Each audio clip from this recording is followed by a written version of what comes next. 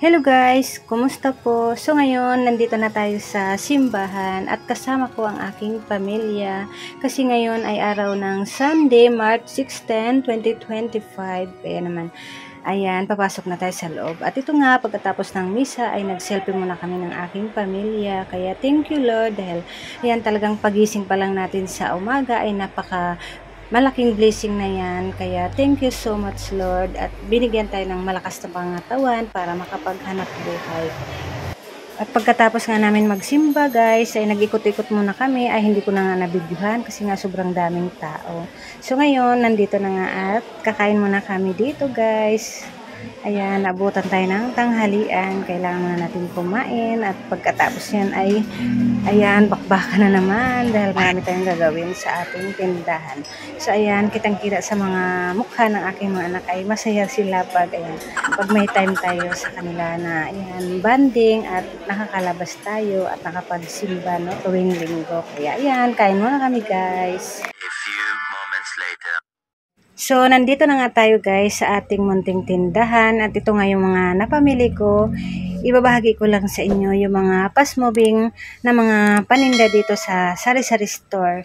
So, ito nga guys, ipapakita ko sa inyo na lagi kong paulit-ulit na ino-order sa grocery. So, ayan guys, update muna tayo dito dahil matagal-tagal na rin tayo di nakapag-vlog dahil nga busy na talaga dahil nga mag-isa lang ako kasi nga yung anak ko ay mag-graduate na ng senior high, talagang maghapon na rin siya dahil may mga ginagawa na siya, kaya ayan, wala akong kapalitan, paggabi naman ay pagod na rin, kaya ayan, talagang pinipilit pa rin natin na makapag-vlog, no, para makapag-update din tayo dito sa ating munting channel. So, at ito nga guys, yung ating mga napamili ngayon na talaga namang fast moving dito sa ating tindahan na wag talaga tayong magpapawala kung gusto talaga natin na wag din tayong mawala ng customer, kaya sikapin talaga natin na makapamili kung ano yung mga mabinta, bibilhin kaagad natin. Kaya ayan, kaya wag talaga din tayong magpapautang para hindi din tayo mahirapan, na hindi tayo maubusan ng mga paninda. Maganda kasi pagkas para mayroon kaagad tayong ipapamili, di ba? Ito nga guys yung mga na-order. So, ito nga yung mga mabinta dito sa ating tindahan ngayon at hindi mawawala talaga, no? Talagang pag punong-puno ng mga chicheria sa ating tindahan, talaga namang ang ganda tingnan, no?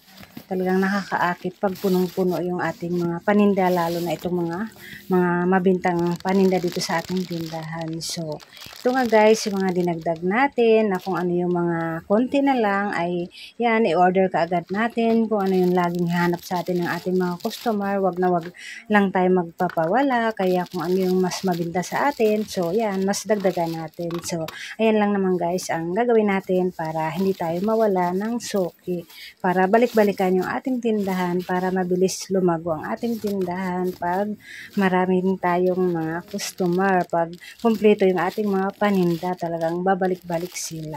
So, ito nga guys, itong Ariel powder dinamihan natin kasi mas mabinta to, no, kaysa sa ibang mga powder, no, napansin ko lang, kaya ayan, dinagdagan natin yan. Nasa ilalim, hindi ko na ilalabas kasi kakalat, at ito nga ay i-display na kaagad natin, kaya ayan, may lakas na tayo kasi ayan guys, nakapagsimba na tayo at nakasama natin yung ating pamilya. Kaya ayan, talaga naman, ayan, masarap maghanap buhay pag ganun guys. So, ito nga guys ay magde-display na tayo. Kaya maraming salamat po sa mga nanonood. At kung bago ka pa lang sa aking channel, don't forget to like, subscribe. So, ito nga guys yung resibo, ang binayaran nga natin. At ito nga guys, no, ito lang, pero ang binayaran natin ay 8,900 plus kaagad, no.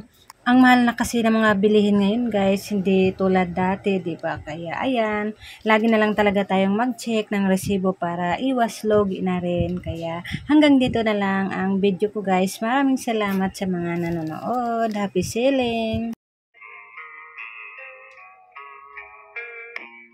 don't really know what comes next. I'm just doing my best, even though I'm so stressed out.